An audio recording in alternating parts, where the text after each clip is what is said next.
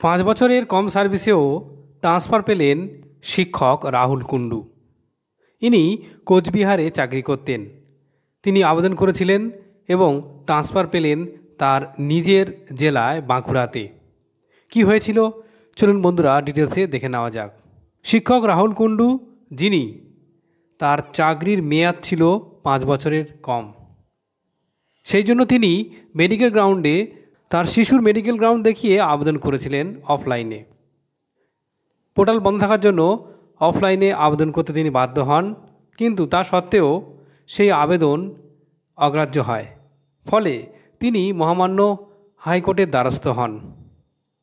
মহামান্য আদালত তার সেই আবেদনে সাড়া দিয়ে নির্দেশ দেন যে মেডিকেল চেক আপ করিয়ে 12 সপ্তাহের মধ্যে ট্রান্সফারের ব্যবস্থা করতে হবে।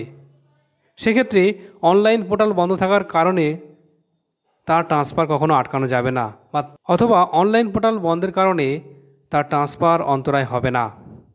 অবশেষে তার সেই ট্রান্সফারের অর্ডার পাওয়ার পর প্রাথমিক শিক্ষা পর্ষদ ট্রান্সফার অর্ডার ইস্যু করল। শিক্ষকের পছন্দের স্কুলে এবং সংশ্লিষ্ট ডিপিএসসিকে নির্দেশ দিলেন ট্রান্সফার বলবৎ করার জন্য। তার এই কেসে আইনজীবী হিসাবে ছিলেন সুব্রপ্রকাশ লাহিড়ী।